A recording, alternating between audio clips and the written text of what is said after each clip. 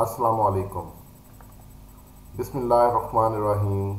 Dear students, आप लोगों को मालूम है कि मैंने कुछ दिन पहले ये बात अनाउंस की थी कि इंशाअल्लाह बहुत जल्द आपके पास एमसीक्यूज़ आना शुरू हो जाएंगे, और मैंने ये एक पोल जो है वो करवाया था जिसमें मैंने पूछा था कि एमसीक्यूज़ जो हैं वो आपके पास एक्सरसाइज वाइज आने चाहिए कि चैप्टर वाइज आने चाहिए।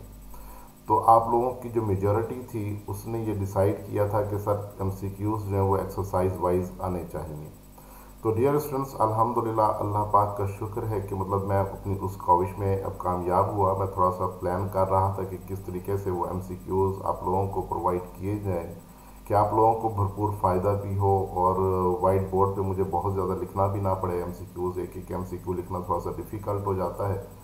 तो उस सिलसिले में मैंने ये कोशिश की है कि एमसीक्यूज़ जो हैं ये आपके कंप्यूटराइज्ड जो है वो डाले जाएं, और कंप्यूटर फॉर्म में आपको एक पैटर्न दिया जाए। तो डियर स्टूडेंट्स, उम्मीद है कि आपको मेरी ये काविश जो है वो अच्छी लगेगी, और आप इससे भरपूर फ़ायदा भी उठाएंगे, और इसको अंडरस्टैंड भी करेंगे, और साथ साथ अपना फीडबैक भी देंगे। तो अगर कोई पॉजिटिव सजेशन हो तो बच्चों वो भी आप पुट करेंगे, ताकि उसमें मज़ीद जो है बेहतरी लाई जा सके। अच्छा, एक्सरसाइज वाइज जो हमारे पास एमसीक्यू आ रहे होंगे वो बच्चों मैं कोशिश करूँगा कि मिनिमम 15 एमसीक्यूज़ जो हैं वो हर एक्सरसाइज से डाले जाएं। अगर कोई एक्सरसाइज बहुत ही छोटी होगी तो वहाँ से अगर मतलब 15 एमसीक्यू ना बन सके तो फिर वहाँ से ज़ाहिर बात है कि हम 8 या 10 एमसीक्यू या जितने भी पॉसिबल एमसीक्यू हो सके वो डालेंगे।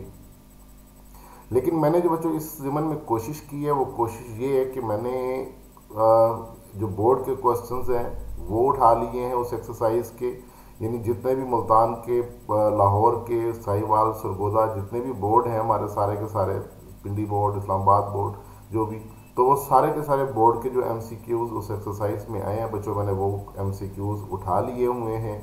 और साथ ही मतलब तादाद को बढ़ाने के लिए जो मज़ीद इम्पोर्टेंट एमसीक्यू हो सकते हैं वो भी मैंने साथ साथ जो बच्चों इसमें डाले हुए हैं। तो उम्मीद है कि आपको ये मैक्सिमम एमसीक्यूज़ मिलेंगे, और अगर हम एक एक्सरसाइज के 15 एमसीक्यूज़ जो हैं वो उनको अगर हम इस्तेमाल करें तो 48 एमसीक्यूज़ के हिसाब से आई थिंक सो कि मेरे पास तकरीबन 800 to 900 या 1000 राउंड अबाउट एमसीक्यूज़ जो हैं वो बुक 1 के हो जाएंगे, और इसी तरीके से बुक 2 के भी एमसीक्यूज़ अच्छे खासे हमारे शामिल हो जाएंगे। तो डियर स्टूडेंट्स, हम अपने एमसीक्यूज़ शुरू करते हैं। तो बच्चों, हमारे पास जो पहला चैप्टर है हमारे पास कॉम्प्लेक्स नंबर्स का, उसको मैंने यहाँ पे शुरू किया है, कॉम्प्लेक्स नंबर से स्टार्ट लिया है, चैप्टर नंबर 1, और एक्स जिसका टाइटल है हमारे पास कॉम्प्लेक्स नंबर्स, और इसके बाद नेक्स्ट हमारे पास एक्सरसाइज 1.1 है। और इसमें मैंने आपको, जैसे मैंने पहले बता दिया कि मैंने जनरल क्वेश्चंस भी ऐड किए हैं, और जो बोर्ड के जो क्वेश्चंस हैं वो भी बच्चों मैंने इसमें ऐड किए हैं। तो देखते हैं जो बच्चे हमारे पास जो पहला एमसीक्यू है वो हमारे पास क्या है। तो बच्चों, पहला एमसीक्यू हमारे पास लिखा हुआ है, if n is prime number then under root n is. ये बच्चों आपके बोर्ड का एमसीक्यू है और आपकी बुक के अंदर भी लिखा हुआ है। तो उसके हवाले से ये बात हो रही है कि अगर हमारे पास, जी बच्चों, अंडर रूट n क्या है हमारे पास, पहला ऑप्शन है कि रैशनल है, सेकंड ऑप्शन है कि इरेशनल है, और थर्ड ऑप्शन जो है इसमें लिखा हुआ है प्राइम नंबर, और इसके बाद जो है फोर्थ ऑप्शन जो है वो लिखा हुआ है कॉम्प्लेक्स नंबर। यानी वो पूछना ये चाह रहा है कि स्क्वायर रूट n अगर लिया जाए जबकि n हमारे पास एक प्राइम नंबर हो तो उसकी कैटेगरी क्या होगी, वो रैशनल होगा, इरेशनल होगा, प्राइम नंबर होगा, कॉम्प्लेक्स नंबर होगा, या क्या होगा। इस हवाले से वो हमसे डिस्कस करना चाह रहा है। तो बच्चों, इसमें मेरे पास जो सोल्यूशन है वो क्या लिखा हुआ है जी, square root of a prime number is always an irrational number. ये आपकी बुक के अंदर एक लाइन लिखी हुई है 1.1 से पहले, जहाँ पे हमारे पास प्रूफ लिखे हुए हैं, square root 2 is an irrational number, square root 3 is an irrational number. बच्चों, वहाँ पर जाकर ये हमारे पास ना एक लाइन लिखी हुई है, square root of a prime number is always an irrational number. तो चूंकि उसने पहले यहाँ पे मेंशन कर दिया हुआ है कि हमारे पास n एक प्राइम नंबर है, तो इसका मतलब है कि फिर अंडर रूट n को क्या होना चाहिए, हमारे पास एक इरेशनल नंबर होना चाहिए। तो बी ऑप्शन को बच्चों हम लोग टिक करेंगे, तो बी ऑप्शन जो है हमारा क्या होगा, रिक्वायर्ड आंसर होगा। तो इसके बाद देखते हैं बच्चों हम अपना सेकंड एमसीक्यू। तो सेकंड एमसीक्यू जो है वो हमारे पास क्या लिखा हुआ है,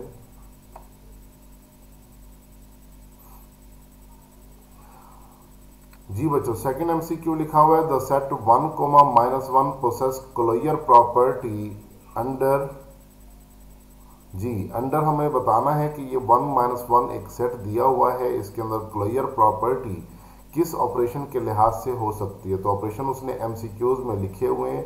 तो पहला ऑप्शन लिखा हुआ है हमारे पास, क्या ये सेट एडिशन के लिहाज से क्लोजर प्रॉपर्टी को मेंटेन करेगा, मल्टीप्लिकेशन के लिहाज से ये सेट क्लोजर प्रॉपर्टी को मेंटेन करेगा, सब्ट्रैक्शन के लिहाज से करेगा, या डिवीजन के लिहाज से करेगा, या निगेशन के लिहाज से करेगा। तो बच्चों यहाँ पे उसने 4 ऑप्शन हमें दिए हुए हैं, तो हमें चेक करना है कि इस सेट के अंदर क्लोजर प्रॉपर्टी किस लिहाज से होल्ड करती है, एडिशन के लिहाज से होल्ड करती है, मल्टीप्लिकेशन के लिहाज से होल्ड करती है, सब्ट्रैक्शन है, या निगेशन के लिहाज से। बच्चों निगेशन को तो आप वैसे ही कैंसिल कर देना, तो के सेट के अंदर निगेशन की बात तो वैसे ही नहीं आती। इसके बाद आती है बात एडिशन की और मल्टीप्लिकेशन की, तो सब्ट्रैक्शन को भी निकाल दें, क्योंकि सब्ट्रैक्शन के लिहाज से क्लोजर प्रॉपर्टी हम चेक ही नहीं करते। तो 2 ऑप्शन हमारे क्या हो गए, कैंसिल हो गए। तो इनको बच्चों मैं क्रॉस कर देता हूँ कि ये हमारे कम से कम आंसर जो है वो नहीं है। इसके बाद बाकी रह गए हमारे पास एडिशन और मल्टीप्लिकेशन। तो इनमें से देखते हैं कि ये सेट हमारे पास एडिशन के लिहाज से क्लोज है या मल्टीप्लिकेशन के लिहाज से क्लोज है। तो बच्चों सोल्यूशन देखते हैं जी। सोल्यूशन हमारे पास शुरू होने लगा है। देखें सेट को मैंने फर्ज कर लिया कि ये सेट एस है हमारे पास, सेट को मैंने एस का नाम दे दिया। 1 और 1 मैंने इस सेट में से 2 एलिमेंट ले लिए, यानी अब 2 एलिमेंट कैसे हो गए ये बच्चों, यहाँ पर ये जो 1 आप देख रहे हैं सेट के अंदर जो एलिमेंट लिखा हुआ है, इस एलिमेंट को आप 2 दफ़ा नहीं 10 दफ़ा इस्तेमाल कर सकते हैं, 50 दफ़ा इस्तेमाल कर सकते हैं, ज़रूरत के हिसाब से जितनी दफ़ा चाहें आप इस्तेमाल कर सकते हैं। तो मैंने यहाँ पर 1 जो है वो बच्चों 2 दफ़ा लिख लिया है। 1 1 belongs to S, implies that बच्चों मैंने किया 1 + 1 दिस इज इक्वल टू 2। और आपको पता है कि 2 जो है वो एस के अंदर फॉल नहीं कर रहा, तो इसका मतलब है पहले ही केस में हमारा जो पहला केस था उसके हिसाब से हमारे पास ये सेट जो है वो क्लोज्ड नहीं है, क्योंकि एलिमेंट बाहर जा चुका है एस से। हाँ अगर ये 1 होता, ये सेट के अंदर जाता, तो देन मैं अगली प्रॉपर्टी चेक करता। अब चूंकि ये सेट के अंदर नहीं जा रहा, तो इसलिए मैं इसके अंदर नेक्स्ट प्रॉपर्टी जो है वो चेक नहीं करूँगा। तो इसको मैं यहीं पर रोक कर मैंने पहले ही पॉइंट पर डिसीजन दे दिया कि S is not closed with respect to addition. इसके बाद हम आते हैं जी बच्चों मल्टीप्लिकेशन की जानिब। तो देखते हैं कि ये सेट क्लोज मल्टीप्लिकेशन के लिहाज से तो नहीं है। वैसे अगर हम एमसीक्यू कर रहे हैं ना, तो बच्चों हमें मेरा ख्याल है कि सारा इसको हल नहीं करना चाहिए। हमें ये पता चल गया था कि चार्ली और डेल्टा ऑप्शन तो हम रिजेक्ट कर चुके हुए हैं। अब चूँकि एडिशन नहीं हो रही, तो एडिशन भी हमारी क्या हो गई, रिजेक्ट हो गई। तो इसका मतलब है कि मल्टीप्लिकेशन जो है वो इसका आंसर होगा। लेकिन वो आंसर पर मैं चेक करके दिखाता हूँ, ताकि हमारा ये क्वेश्चन भी ज़रा रिवाइज हो जाए कि एक्सरसाइज 1.1 का ये पहला सवाल भी है, तो ये हमारा क्वेश्चन भी रिवाइज हो जाएगा। तो यहाँ पर देखें 1 और 1 बिलोंग्स टू एस करवाए, 1 को 1 मल्टीप्लाइड बाय 1, आंसर 1 आया, ये एस में फॉल कर गया। पहला केस एस में होल्ड कर रहा है, तो लिहाजा अब हम दूसरा केस चेक करेंगे कि दूसरा केस 1, -1 है, और इनको मल्टीप्लाई करने से आंसर -1 आया, और -1 बिलोंग कर गया बच्चों कहाँ पर, एस के अंदर। तो इसका मतलब है ये बात भी होल्ड कर गई। तो अब हम तीसरा केस चेक करेंगे, हमारे पास आ जाएगा -1 अपना 1 -1 बच्चों मैंने पहले लिख लिया, और 1 को बाद में लिखकर मल्टीप्लाई किया, आंसर फिर -1 आ गया। सो -1 बिलोंग कर गया है एस से। तो तीसरा केस भी बच्चों होल्ड कर गया। इसके बाद हम आते हैं फोर्थ केस की जानिब। तो फोर्थ केस हमारे पास लिखा हुआ है -1 बिलोंग्स टू एस, और इन दोनों को मल्टीप्लाई करने से आंसर आ रहा है बच्चों 1। सो 1 बिलोंग कर गया एस से।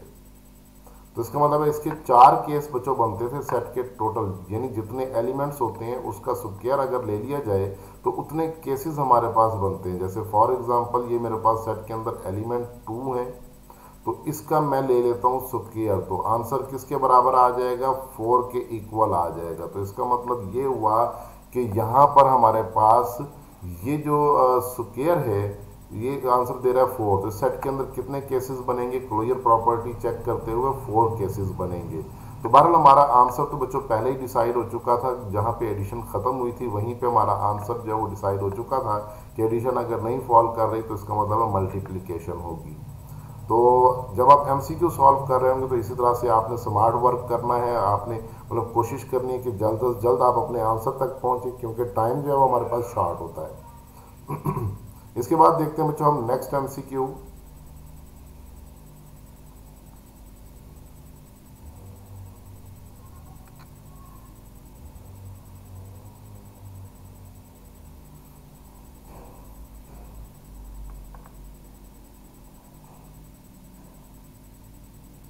जी बच्चों, एमसीक्यू नंबर 3 है हमारे पास, every non recurring non terminating decimal represents.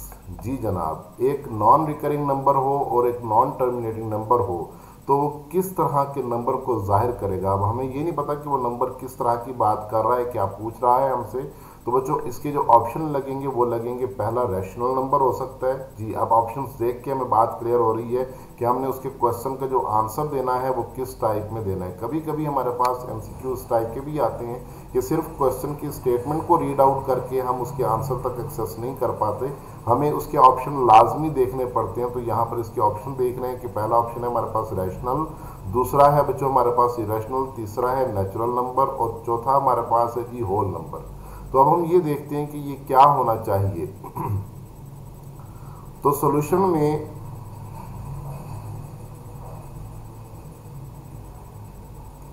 देखिए बच्चों, हमने सॉल्यूशन में ये पॉइंट लिखा हुआ है कि every terminating decimal is a rational number. हमें पता है, ये डेफिनेशन हमने पढ़ी हुई है कि एवरी टर्मिनेटिंग नंबर, जो भी नंबर टर्मिनेट हो जाता है जिसके डेसिमल्स काउंटेबल होते हैं, वो नंबर हमारे पास क्या होता है, एक रैशनल नंबर होता है। और इसी तरीके से हमने एक और पॉइंट डिस्कस किया हुआ है और वो हमारे पास दूसरी डेफिनेशन है, उसमें लिखा हुआ है every recurring decimal is rational, यानी हर रिकरिंग डेसिमल जो है वो भी क्या होता है, एक बच्चों रैशनल नंबर होता है। तो ज़रा सोचिएगा कि अगर हर टर्मिनेटिंग डेसिमल रैशनल होता है, हर रिकरिंग डेसिमल होता है, तो तीसरा केस और तो कोई है ही नहीं हमारे पास। तो इसका मतलब है कि अगर मैं इनके साथ वो लगा दूं, नॉट टर्मिनेटिंग लगा दूं, नॉन रिकरिंग लगा दूं, तो फिर वो रैशनल तो नहीं रहेंगे ना, वो इरेशनल हो जाएंगे। तो हमने लिखा हुआ है कि अबव रिजल्ट इज, ये जो हमारे पास ऊपर डेफिनेशन पूछी हुई है, ये एमसीक्यू पूछा हुआ है, non recurring non terminating decimal, ये हमेशा क्या होगा बच्चों, एक इरेशनल नंबर होगा। तो मेरा ख्याल है बात क्लियर हो गई। इसके ऊपर हम मजीद टाइम ज़ाया नहीं करते, तो याद रखेंगे कि हर टर्मिनेटिंग डेसिमल जो होता है वो रैशनल होता है, हर रिकरिंग डेसिमल जो है वो भी रैशनल होता है, और जो non terminating non recurring numbers होते हैं वो हमेशा इरेशनल नंबर्स होते हैं। तो हमारे पास बच्चों इसका जो ऑप्शन बनेगा वो बी ऑप्शन बनेगा, जिसको हमने मार्क कर लिया है, इरेशनल नंबर। अब देखते हैं हम एमसीक्यू नंबर 4।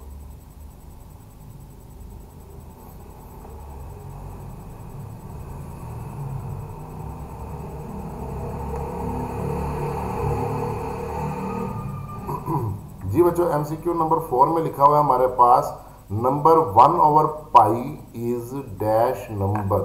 अच्छा बच्चों, पाई तो हमें पता है कि पाई क्या होती है, पाई होती है 22/7, लेकिन पाई 22/7 के नियरली इक्वल होता है ना, तो 22/7 नहीं होता। अगर पाई की वैल्यू बच्चों 22/7 हो तो हमारे पास नंबर जो है वो क्या होगा, रैशनल हो जाएगा। लेकिन चूंकि पाई नियरली इक्वल टू, यहाँ पे मैं लिख देता हूँ कि पाई हमारे पास नियरली इक्वल टू होता है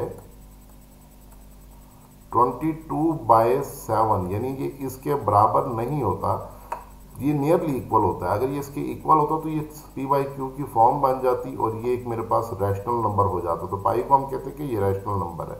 लेकिन चूंकि अब ये इसके इक्वल नहीं है, तो लिहाजा अब हम कम से कम पाई को यहाँ पे रैशनल नहीं कह सकते। तो जब बच्चों पाई रैशनल नहीं है तो इसका मतलब है उसका जो रेसिप्रोकल है 1/पाई, वो क्या हो जाएगा, नियरली इक्वल टू 7/12 हो जाएगा। तो इसका मतलब है फिर वो भी रैशनल तो नहीं होगा। तो देखते हैं इसने ऑप्शन हमारे पास क्या लगाए हुए हैं। ये उसने लगाया हुआ है कि रैशनल ऑप्शन है, इरैशनल है, प्राइम नंबर है, और डेल्टा ऑप्शन है जी हमारे पास होल नंबर। तो सोल्यूशन की तरफ आते हैं। सोल्यूशन की जानिब वही बात होगी जो मैंने यहाँ पर पहले आपको मेंशन की है कि पाई चौके नियरली इक्वल टू 22/7 होता है, और इसीलिए हम यहाँ से आगे चलते हैं। तो सो पाई इज़ क्या है, इरेशनल नंबर है। तो इसका मतलब है कि हमारे पास 1/पाई इज़ एन इरेशनल नंबर होगा। बिल्कुल ठीक हो गया जी हमारी बात। तो ये बीटा ऑप्शन जो है ये हमारा क्या होगा, आंसर होगा।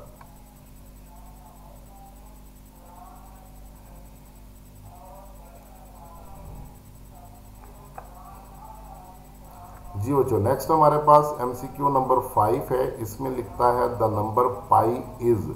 जी, अब पाई के मुतालिक पूछ लिया तो बच्चों पाई हमारे पास फिर आपको पता ही है, मेरा ख्याल है कि इसके ऊपर हम मज़ीद टाइम ज़ाया नहीं करते। तो उसने ऑप्शन लगाए हुए हैं whole number, natural number, rational number and an irrational number. तो इसका मतलब है कि सोल्यूशन में हमने क्या लिखा हुआ है, सोल्यूशन में भी हमने यही बात लिखी हुई है कि पाई चौके 22/7 के नियरली इक्वल है।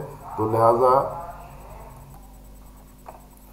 जी बच्चों, नेक्स्ट हमारे पास पॉइंट है जी, पाई जो है वो क्या है, 22/7 है। तो लिहाजा हमारे पास ये क्या होगा, so pi is an irrational number. तो इसका मतलब है डिसाइड हो चुका कि हमारे पास ऑप्शन जो है बच्चों डेल्टा आ जाएगा। नेक्स्ट चलते हैं जी एमसीक्यू नंबर 6 पर।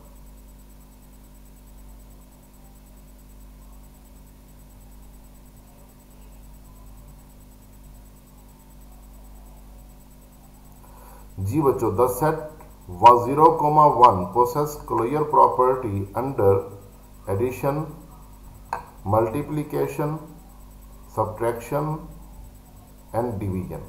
बिल्कुल ठीक हो गया।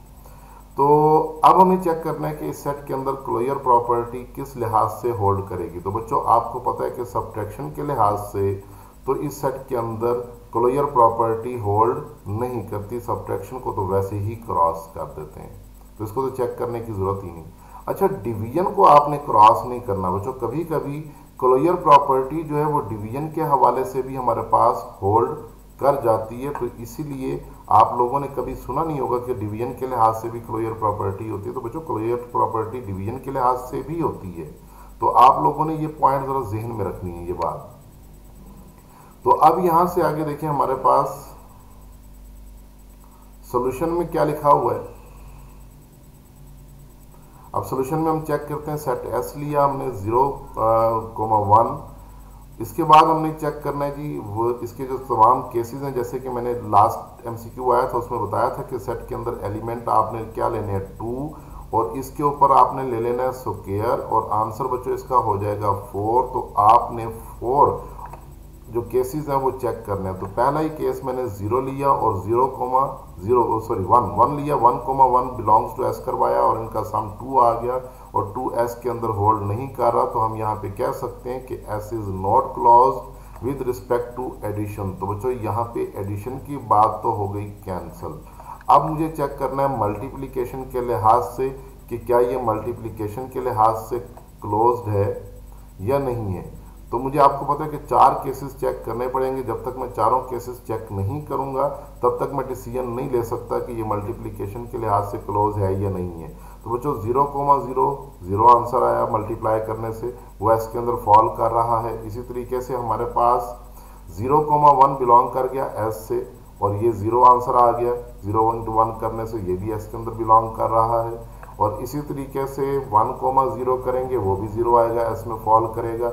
और इसी तरीके से लास्ट हमारे पास है जी 1 × 1, ये भी बिलोंग करेगा एस से। तो इसका मतलब है एस क्लोज्ड हो गया विद रिस्पेक्ट टू मल्टीप्लिकेशन के।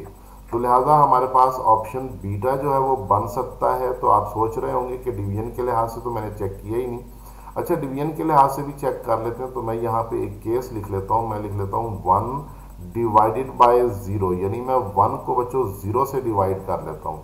तो 1 को जब 0 से डिवाइड करेंगे तो इसका मतलब है कि इसका आंसर जो है वो इन्फिनिटी आएगा, जो कि एस से बिलोंग नहीं करेगा। तो इसका मतलब है ये बात हमारे पास क्लियर हो गई कि ये डिवीजन के लिहाज से भी क्लोज नहीं होगा। तो इसका मतलब है सेट क्लोज्ड होगा with respect to multiplication.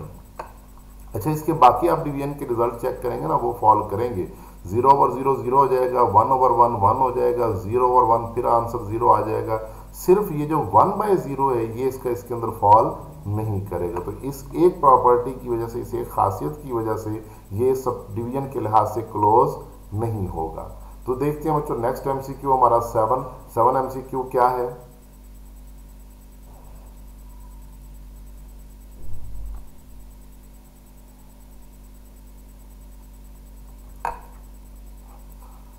The multiplicative identity of real numbers is. अच्छा, ये वैसे हम सबको बात पता है कि multiplicative identity of real numbers, इसको बच्चों मेरा ख्याल है कि कैलकुलेट करने की ज़रूरत नहीं। कंसेप्ट बेस्ड पॉइंट है कि 0 हो सकता है, 1 हो सकता है, उसके बाद 2 हो सकता है या 3 हो सकता है। तो डेफिनेटली ये बात हम जानते हैं कि हमारे पास मल्टीप्लिकेशन के लिहाज से जो आइडेंटिटी होती है, जिसको मतलब किसी भी नंबर से मल्टीप्लाई करने पर कोई फर्क ना पड़ता हो, तो वो बच्चों हमारे पास क्या होता है, 1 होता है। 1 इज द मल्टीप्लिकेटिव आइडेंटिटी। मतलब अगर कोई भी एलिमेंट आप ए रियल नंबर लेके उसको 1 से मल्टीप्लाई करें तो ए आंसर आता है। तो लिहाजा मल्टीप्लिकेशन के लिहाज से आइडेंटिटी एलिमेंट जो होता है वो क्या होता है, 1। और एडिशन के लिहाज से अगर अपना एडिटिव आइडेंटिटी देखी जाए तो वो होती है हमारे पास 0। तो ये बात आप याद रखेंगे कि रियल नंबर्स के अंदर मल्टीप्लिकेटिव आइडेंटिटी 1 होती है और एडिटिव आइडेंटिटी क्या होती है, 0 होती है। नेक्स्ट आते हैं बच्चों एमसीक्यू नंबर 8 की जानिब।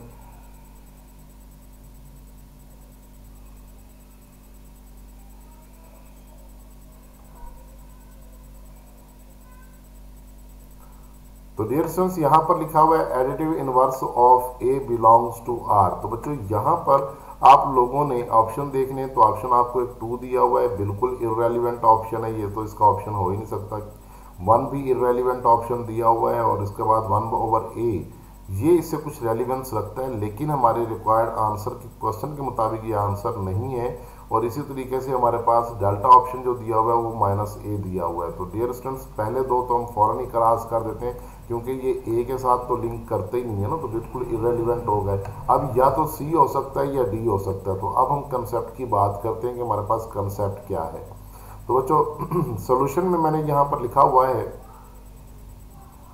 कि मेरे पास जस्ट चेंज द साइन, यानी यहाँ पे मैंने सिंपल सी एक बात लिखी हुई है कि अगर किसी भी नंबर का आपने क्या लेना हो एडिटिव इनवर्स लेना हो, तो उसका जस्ट क्या करते हैं बच्चों, साइन चेंज कर लेते हैं। तो साइन चेंज कर लेने से एडिटिव इनवर्स जो वो आपको हासिल हो जाता है। और अगर आपसे मल्टीप्लिकेटिव इनवर्स पूछा जा रहा हो तो आप क्या करते हैं, उसका रेसिप्रोकल ले लेते हैं।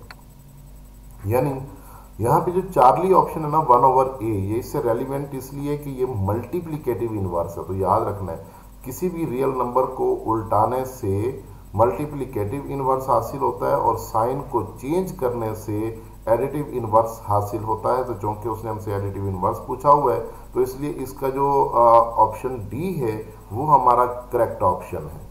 तो नेक्स्ट चलते हैं बच्चों एमसीक्यू नंबर 9 पर।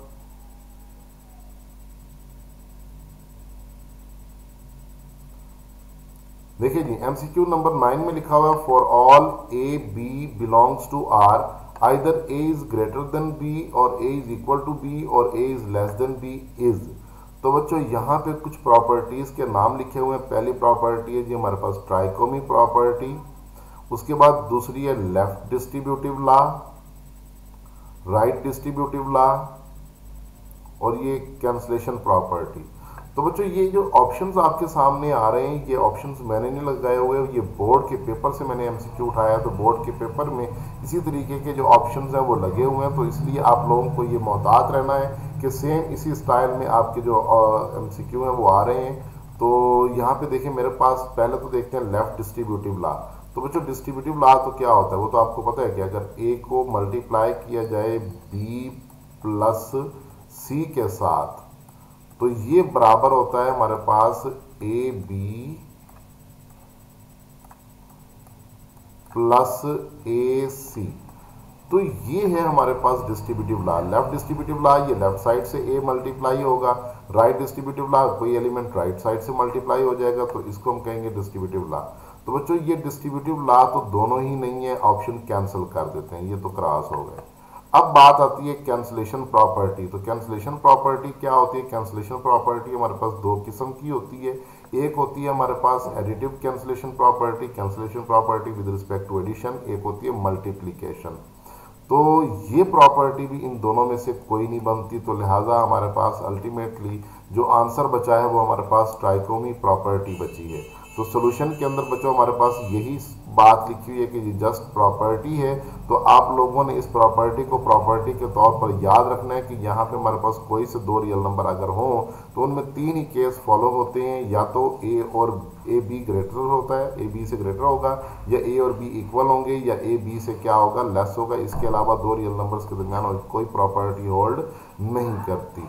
तो नेक्स्ट आते हैं बच्चों एमसीक्यू नंबर 10 की जानिब। तो एमसीक्यू नंबर 10 है जी हमारे पास, a field has possessed dash properties, यानी एक फील्ड जो है ना स्पेशल सेट होता है, ये भी बोर्ड का एमसीक्यू है। फील्ड बच्चों हमारे पास एक स्पेशल सेट होता है जो क्या करता है, पूछ रहा है कि कितनी प्रॉपर्टीज को होल्ड करता है। तो वो कहते हैं जी 8 प्रॉपर्टीज को होल्ड करता है, 10 को होल्ड करता है, 11 को होल्ड करता है, या नन ऑफ दीज, इनमें से कोई भी तादाद इसमें होल्ड नहीं करती। तो डियर स्टूडेंट्स हम इसका सोल्यूशन देखते हैं। तो सोल्यूशन में हमारे पास लिखा हुआ है जी 5 प्रॉपर्टीज, 5 एडिटिव प्रॉपर्टीज, यानी हमारे पास a field has possessed 5 additive properties, लेकिन 5 तो ऑप्शन नहीं है ना, तो इसका मतलब है 5 आंसर नहीं है बच्चों, अभी बात आगे चल रही है। तो 5 एडिटिव प्रॉपर्टीज होल्ड करेगा, यानी क्लोजर प्रॉपर्टी एडिशन के लिहाज से, एसोसिएटिव प्रॉपर्टी एडिशन के लिहाज से, आइडेंटिटी एडिशन के लिहाज से, इनवर्स एडिशन के लिहाज से, और कमोटेटिव प्रॉपर्टी एडिशन के लिहाज से। और इसी तरीके से हमारे पास फिर 5 प्रॉपर्टीज होल्ड होंगी मल्टीप्लिकेटिव प्रॉपर्टीज, यानी ये भी 5 वही क्लोजर, एसोसिएटिव, आइडेंटिटी, इनवर्स और कमोटेटिव। उसके बाद जो हमारे पास एक और प्रॉपर्टी होल्ड करेगी वो होगी डिस्ट्रीब्यूटिव प्रॉपर्टी। तो बच्चों किसी सेट के अंदर अगर ये 11 प्रॉपर्टीज होल्ड कर जाएं तो उस सेट को हम नाम देते हैं किसका, फील्ड का। तो बच्चों ये हमारे पास जो फील्ड होगा वो क्या होगा, देखिए चार्ली ऑप्शन जो है ये हमारे पास आंसर होगा कि फील्ड के अंदर हमारे पास 11 प्रॉपर्टीज जो है वो क्या करती हैं, होल्ड करती हैं। तो इसके बाद हमारे पास हो जाएगा जी next MCQ option number, MCQ number 10 जी बच्चों हमारे पास एमसीक्यू नंबर 11 जो है उसमें क्या लिखा हुआ है कि अगर a over b into c over d equal to a c divided by क्या हो, बी डी हो, इज नाउन एज। तो इसको किस नाम से बच्चों जाना जाता है, इसके अंदर क्या नाम रखा जाता है। तो ये पॉइंट हमारे पास बहुत, तो बच्चों तलब है ज़रा सोचने वाली बात है। ये बच्चों हमारे पास ना एग्जाम्पल है, एग्जाम्पल नंबर 6, उसके अंदर ये सारे पॉइंट्स लिखे हुए हैं। Golden rule of fraction. तो बच्चों गोल्डन रूल ऑफ फ्रैक्शन क्या होता है, किसी भी नंबर से आप मल्टीप्लाई कर दें और डिवाइड कर दें, लेकिन वो नंबर नॉन ज़ीरो होना चाहिए। किसी भी नॉन ज़ीरो नंबर से आप मल्टीप्लाई और डिवाइड करें, वो नंबर क्या होना चाहिए, नॉन ज़ीरो होना चाहिए। तो उसको हम कहते हैं गोल्डन रूल ऑफ फ्रैक्शन। तो लिहाजा यहाँ पे ये वो केस तो नहीं बनता। अब हम अगला केस देखते हैं, तो वो है हमारे पास rule for quotient of fraction.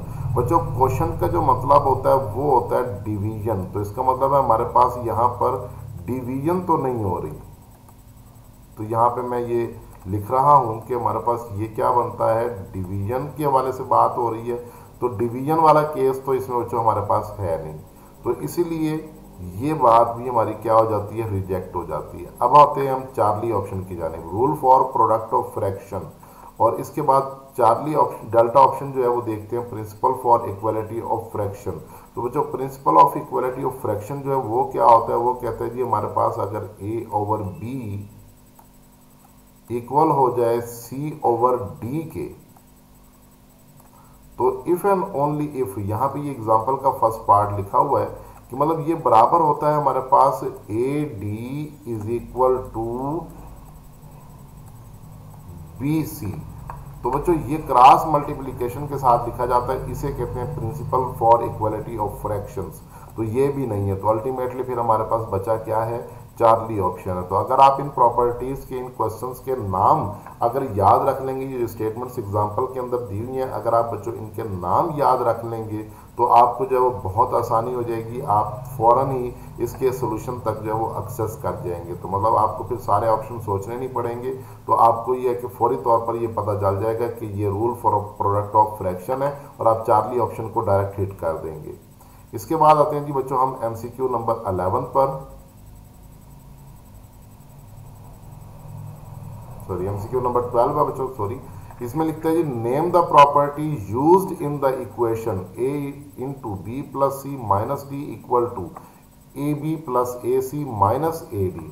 तो बच्चों सोचिएगा ये क्या होता है, अभी थोड़ी देर पहले मैंने इसको डिस्कस भी किया है।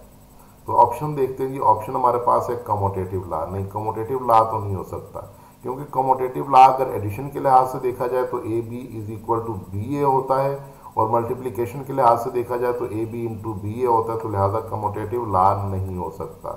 इसमें दो एलिमेंट्स होते हैं कमोटेटिव में। एसोसिएटिव में 3 एलिमेंट्स होते ज़रूर हैं, लेकिन यहाँ पर हमारे पास 4 एलिमेंट लिखे हुए हैं, वो भी एडिशन सब्ट्रैक्शन के लिहाज से। तो बच्चों ये एसोसिएटिव लॉ भी हम जानते हैं, वो लिखा हुआ है a plus bracket b plus c is equal to a plus b bracket plus c. तो वो होता है एसोसिएटिव लॉ। तो इसके बाद हमारे पास चार्ली ऑप्शन है डिस्ट्रीब्यूटिव लॉ। तो बच्चों डिस्ट्रीब्यूटिव लॉ जो है ये हमारे पास कहीं ना कहीं हो सकता है। तो अब हम देखते हैं जी डेल्टा ऑप्शन क्या दिया हुआ है। इससे पहले कि मतलब आप लोग जल्दबाजी में चार्ली ऑप्शन को हिट कर दें, कभी कभी डेल्टा ऑप्शन भी आंसर होता है। तो इसलिए आप लोगों ने ज़रा मोहतात रहना है, आप लोगों ने ये गलती नहीं करनी कि जनाब ऑप्शन को बगैर पढ़े ही आंसर कर देना। तो मेरा जो मशवरा होता है बच्चों को, मैं कहता हूँ बच्चों पहले आपने क्वेश्चन की स्टेटमेंट को एक दफ़ा पूरा अच्छे तरीके से पढ़ना है। पूरा अच्छे तरीके से पढ़ने के बाद फिर आपने सारे के सारे इसके जो ऑप्शंस हैं उनको पढ़ना है। उन ऑप्शंस को पढ़ने के बाद फिर आपने दोबारा इस स्टेटमेंट को पढ़ना है, फिर आपने आंसर को हिट करना है। तो आप लोगों ने यहाँ पे अब आंसर को हिट करना है कि ये क्या होगा, डिस्ट्रीब्यूटिव प्रॉपर्टी होगी, क्योंकि ये हमारे पास ए अंदर सबसे क्या हो रहा है, बारी बारी मल्टीप्लाई हो रहा है। सो this is called distributive property. तो सोल्यूशन में भी यहाँ पर यही कुछ लिखा हुआ है कि ये हमारे पास क्या होगा, जस्ट डिस्ट्रीब्यूटिव लॉ होगा, इसके अलावा और कोई डेफिनेशन नहीं है। इसके बाद देखते हैं बच्चों एमसीक्यू नंबर 13। तो एमसीक्यू नंबर 13 में लिखा हुआ है name the property used in, जी जनाब यहाँ पे लिखा हुआ है कि equation a is greater than b implies that 1 over a less than 1 over b. तो ऑप्शन है जी हमारे पास रेसिप्रोकल प्रॉपर्टी। हाँ जी, यहाँ पे ये रेसिप्रोकल लेके लिखा हुआ है, तो ये रेसिप्रोकल प्रॉपर्टी लिखी जा सकती है, लेकिन अभी है नहीं। मैं इसको देखता हूँ इसका आंसर क्या हो सकता है, मजीद ऑप्शंस पढ़ लेते हैं। जैसे मैंने पहले कहा कि हमें ऑप्शन सारे पढ़ने चाहिए। मल्टीप्लिकेटिव प्रॉपर्टी, अब मल्टीप्लिकेटिव प्रॉपर्टी किसी एंगल से लग तो नहीं रही, चलो बार फिर भी देखते हैं कि चार्ली ऑप्शन हमारे पास क्या है। देखें जी बोथ ए एंड बी, तो कहीं पर रेसिप्रोकल प्रॉपर्टी मल्टीप्लिकेटिव प्रॉपर्टी हो सकती है। बोथ ए एंड बी का ऑप्शन लगा दिया तो इसका मतलब ए भी हो सकता है और बी भी हो सकता है। कंफ्यूज सा एमसीक्यू है, कंफ्यूज कर दिया है। अब यहाँ पे आते हैं जी डेल्टा ऑप्शन की जाने पर, उसने साथ ही ये भी लगा दिया कि नन ऑफ दिस, यानी इनमें से कोई भी आंसर नहीं है। तो इसका मतलब है जान छूट गई, इसमें से कोई भी आंसर नहीं है, ऐसे ही है ना। तो पहले हम चेक कर लेते हैं कि आया ये क्या हो सकता है। बच्चों इसका जो सोल्यूशन बनता है वो हमारे पास बनता है, देखते हैं जी, a is greater than b लिखा हुआ है और फिर हमारे पास साथ ही लिखा जाएगा a into 1 over A B greater than b into 1 over A B. तो मैंने बोथ साइड को बच्चों 1 ओवर ए बी से क्या कर दिया, मल्टीप्लाई कर दिया। और इसके बाद मैंने यहाँ पे ये किया कि a को बच्चों a से कैंसिल कर दिया और इसी तरीके से b को b से कैंसिल कर दिया, और अल्टीमेटली जो रिजल्ट बचा वो बचा 1 over b is greater than 1 over a. तो बच्चों यही रिजल्ट तो बन गया मेरा, ये देखें, मतलब 1 ओवर बी ए से 1 ओवर ए से क्या है, ग्रेटर है, तो यही रिजल्ट बन गया। ठीक है, बात समझ में आती है। तो अब यहाँ से आगे डिसीजन क्या बनता है जी हमारे पास, so this is the multiplicative property. तो हाँ जी बच्चों यहाँ पे हमारे पास ये क्या बन रही है, मल्टीप्लिकेटिव प्रॉपर्टी बन रही है। तो बहुत सारे लोग जो है इसको रेसिप्रोकल प्रॉपर्टी कह देते हैं। तो बच्चों पहले तो मेरा सवाल ये है उन दोस्तों से, मुअज़्ज़िज़ दोस्तों से, कि आप इसको रेसिप्रोकल प्रॉपर्टी क्यों कह रहे हैं, क्योंकि किताब में या कहीं पर भी मैंने तो रेसिप्रोकल प्रॉपर्टी का नाम लिखा हुआ देखा ही नहीं है, मैंने पढ़ा ही नहीं है कि रेसिप्रोकल प्रॉपर्टी भी कोई होती है कि नहीं होती। अभी तक हमारी किताब में जो फर्स्ट ईयर की किताब है उस किताब के अंदर कहीं पर रेसिप्रोकल प्रॉपर्टी का जिक्र नहीं है, तो लिहाजा मैं इसको अल्फा ऑप्शन तो किसी सूरत में नहीं कह सकता। हाँ, ये ज़रूर है कि इनइक्वालिटी को अगर उल्टा दिया जाए, यानी दोनों नंबर्स को अगर उल्टाया जाए, तो हमारे पास ये इनइक्वालिटी की डायरेक्शन चेंज ज़रूर होती है। ये बात ठीक है कि रेसिप्रोकल लेने से जो इनइक्वालिटी है इसकी डायरेक्शन चेंज होती है, तो मैं इस बात को मानता हूँ। लेकिन यहाँ पे प्रॉपर्टी को जो नाम दे रहे हैं कि ये रेसिप्रोकल प्रॉपर्टी है, ये गलत बात है, क्योंकि वो जो उल्टाने वाला काम है, इसका रेसिप्रोकल लेने वाला काम है, वो यही है। तो हमने बच्चों को याद करवाने के लिए हम कह देते हैं कि अगर इनइक्वालिटी को बोथ साइड रेसिप्रोकल लिया जाए तो इनइक्वालिटी की डायरेक्शन क्या हो जाती है, चेंज हो जाती है। तो लिहाजा यहाँ पे जो ऑप्शन होगा इसका आंसर बेस्ट ऑप्शन जो है वो मल्टीप्लिकेटिव प्रॉपर्टी होगी, ए या सी नहीं होगा। तो अब चलते हैं बच्चों हम एमसीक्यू नंबर 14 की जानिब।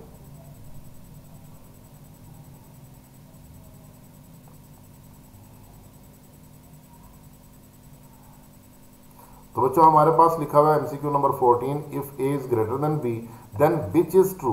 अब देखें यहाँ पे क्वेश्चन ही ऐसा दे दिया हुआ है कि जिसमें एम्बिग्यूटी है कि अगर ए बी से ग्रेटर है तो पूछना क्या चाह रहा है, मेरे तो इल्म में नहीं आ रही बात कि मतलब वो पूछना क्या चाह रहा है। विच इज ट्रू, अब ए बी से ग्रेटर है तो क्या ट्रू हो सकता है। तो अब ये हम जब तक बच्चों ऑप्शन नहीं देखेंगे हम इसका आंसर नहीं कर पाएंगे। तो ऑप्शन देखते हैं कि ऑप्शन क्या लगाता है। देखो बच्चों पहला ऑप्शन उसने लगाया हुआ है -1/a is greater then -1/b, यानी अगर हम इसको उल्टा भी दें और माइनस से मल्टीप्लाई भी कर दें तो कहता है कि आंसर ग्रेटर होना चाहिए, यानी 1/a -1/b से ग्रेटर होना चाहिए। और फिर इसी तरीके से 1/a ग्रेटर होना चाहिए 1/b से। अच्छा, यहाँ पे अभी हमने पिछले सवाल में पढ़ा है कि अगर हम इनको उल्टा दें तो इनइक्वालिटी की डायरेक्शन चेंज होती है। तो बच्चों ये 1/a और 1/b इनका हम रेसिप्रोकल ले रहे हैं, लेकिन इनइक्वालिटी की डायरेक्शन चेंज नहीं हो रही, तो बीटा ऑप्शन को हम क्रॉस कर देते हैं, क्योंकि ये लॉजिक में हमारे बात क्लियर है कि रेसिप्रोकल लेने से यानी दोनों साइडों को उल्टाने से इनइक्वालिटी की डायरेक्शन चेंज होती है। तो इसलिए बीटा ऑप्शन से तो मैंने जांच छुड़वा दी। अल्फा से मैंने क्रॉस इसलिए नहीं किया क्योंकि अल्फा मेरे पास डिसीजन नहीं था कि अल्फा हो भी सकता है या नहीं भी हो सकता, जबकि बीटा का तो कन्फर्म है कि ये नहीं हो सकता। अब हम आते हैं चार्ली ऑप्शन की जानिब। तो यहाँ पर लिखता है जी -1/a is less then -1/b। ये भी डाउटफुल है, इसको भी मैं अभी कुछ नहीं करता, ना क्रॉस ना टिक। तो अभी देखते हैं हम अपना चौथा ऑप्शन। चौथे ऑप्शन में लिखा हुआ -a is greater than -b। हाँ, ये बात भी मुझे पता चल गई कि अगर बोथ साइड को हम माइनस से मल्टीप्लाई करें तब भी इनइक्वालिटी की डायरेक्शन बच्चों चेंज होती है। इनइक्वालिटी की डायरेक्शन दो सूरतों में चेंज होती है। अगर हम उनको बोथ साइड्स को उल्टा दें, उनका रेसिप्रोकल ले लें तो इनइक्वालिटी की डायरेक्शन चेंज होती है। तो मैंने बीटा ऑप्शन क्रॉस कर दिया। और माइनस से अगर मल्टीप्लाई कर दें तो इनइक्वालिटी की डायरेक्शन चेंज होती है। तो डी ऑप्शन में भी चेंज नहीं हो रही, तो लिहाजा डी ऑप्शन भी हमारा आंसर नहीं है। अब या तो आंसर ए हो सकता है या आंसर सी हो सकता है। वैसे बच्चों सोचने की बात है, हमें कभी कभी ना कोई एमसीक्यू एग्जैक्ट नहीं आ रहा होता तो हम क्या करते हैं, अक्कड़ बक्कड़ बम्बे वो करना शुरू कर देते हैं, या 1 2 3 4 5 10 जिस पे आ गया वो हमारा आंसर है। तो बच्चों ये गलतियां नहीं करते। कभी कभी हम क्वेश्चन को ना रॉन्ग डायरेक्शन से भी देखते हैं कि मतलब कौन सा ऑप्शन नहीं हो सकता। जो ऑप्शन नहीं हो सकता उसको हम क्रॉस करते जा रहे हैं। देखें, जो चीज़ें मेरे लॉजिक में थी उनके हिसाब से मैंने इनको क्रॉस कर दिया। बाकी अब मेरे पास ए और सी में से गैस लगाना बहुत आसान है। मैं इसमें से बड़ी आसानी से ए या बी सी में से कोई एक टिक कर दूंगा तो मेरे पास चांसेस होंगे कि मतलब रिजल्ट बेहतर हो सकता है। तो डियर स्टूडेंट्स, अब यहाँ से आगे देखते हैं जी सोल्यूशन हमारे पास है क्या। तो सोल्यूशन में हमारे पास लिखा हुआ है ए इज ग्रेटर देन बी।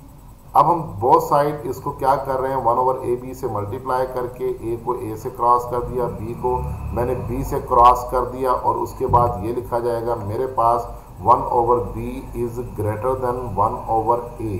तो बच्चों इसके बाद 1/b is greater then 1/a, यानी 1/b ग्रेटर हो गया 1/a से। तो अब मुझे माइनस से मल्टीप्लाई भी करना है, क्योंकि इन दोनों ऑप्शंस में माइनस से भी मल्टीप्लाई किया जा रहा है।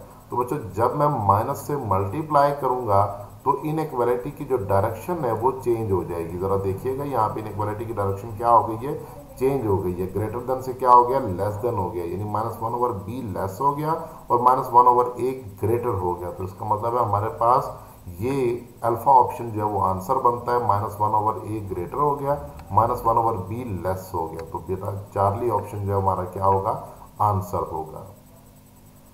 इसके बाद देखते हैं हम अपना लास्ट एमसीक्यू, एमसीक्यू नंबर 15। इसमें देखते हैं कि हमारे पास क्या लिखा हुआ है। जी बच्चों, which of the following is the symmetric property. अब सिमेट्रिक प्रॉपर्टी के हवाले से जाहिर बात है ये कोई प्रॉपर्टी ऑप्शंस में दी होगी तो उसको हमने हिट करना है। तो बच्चों याद रख लो, ये जो प्रॉपर्टीज आपकी एक्सरसाइज 1.1 में लिखी हुई हैं, इनमें बहुत सिंपल सा फिनोमिना है। बहुत अच्छी सी बात ये है कि या तो ये इनके नाम देकर प्रॉपर्टीज पूछ सकते हैं या प्रॉपर्टीज देखकर नाम पूछे जा सकते हैं। तो इसलिए आपको दोनों सूरतों में ये बात क्लियर होनी चाहिए कि हमारे पास अगर वो प्रॉपर्टी देकर नाम पूछे तो हमें नाम आता हो, नाम देकर प्रॉपर्टी पूछे तो हमें वो भी पता होना चाहिए। तो बच्चों मेरे पास यहाँ पर पहला ऑप्शन है जी, A belongs to R, A is equal to A। तो ये सिमेट्रिक प्रॉपर्टी पूछ रहा है, तो बच्चों ये हमारे पास सिमेट्रिक नहीं है, ये रिफ्लेक्सिव प्रॉपर्टी है, रिफ्लेक्शन से है। इसके बाद बीटा ऑप्शन देखते हैं, तो यहाँ पर लिखता है जी हमारे पास if for all AB belongs to R, और इसका बकिया लिखा हुआ है नीचे कि A is equal to B and B is equal to C इम्प्लाइज that A is equal to C। तो बच्चों ये हमारे पास ट्रांजिटिव प्रॉपर्टी है जिसमें B क्या हो जाएगा, ट्रांजिट हो जाएगा, A किसके इक्वल हो जाएगा, C के इक्वल हो जाएगा। तो ये है ट्रांजिटिव प्रॉपर्टी, नाम याद रखना है। तो इसलिए चूंकि अल्फा जो है वो रिफ्लेक्सिव प्रॉपर्टी है, ये भी ऑप्शन नहीं है, ये ट्रांजिटिव प्रॉपर्टी है, ये भी आंसर नहीं है। उसने हमसे पूछे सिमेट्रिक प्रॉपर्टी। अब सिमेट्रिक प्रॉपर्टी क्या है जी, for all AB belongs to R, और नीचे रिजल्ट लिखा हुआ है implies that A is equal to B implies B is equal to A, यानी अगर A B के इक्वल हो तो उसको B is equal to A भी लिखा जा सकता है। बच्चों यही हमारे पास क्या है, सिमेट्रिक प्रॉपर्टी है। तो आपने चूंकि प्रॉपर्टी याद की होगी तो लिहाजा ये इसका आंसर होगा। और चूंकि ये आंसर डिसाइड हो चुका है इसलिए डेल्टा ऑप्शन पर जाने की मैंने जहमत गवारा नहीं की।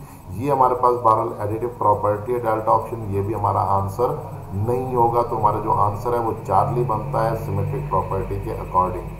अब देखते हैं यहाँ पे सोल्यूशन में भी हमने यही बात लिखी हुई है कि जस्ट ये चूंकि प्रॉपर्टी है तो आप लोगों ने इस प्रॉपर्टी का नाम जो है वो याद रखना है। तो बच्चों ये था एमसीक्यू नंबर 15, और इस एक्सरसाइज के हमारे 15 एमसीक्यूज कंप्लीट हो गए। मैंने कोशिश की है कि मतलब इसमें आपको हर बात तफसील से बता दी जाए, यानी थ्योरी जो कि मतलब मैंने पहले डिस्कस नहीं की तो थ्योरी भी साथ साथ अब इनमें डिस्कस होती चली जाएगी।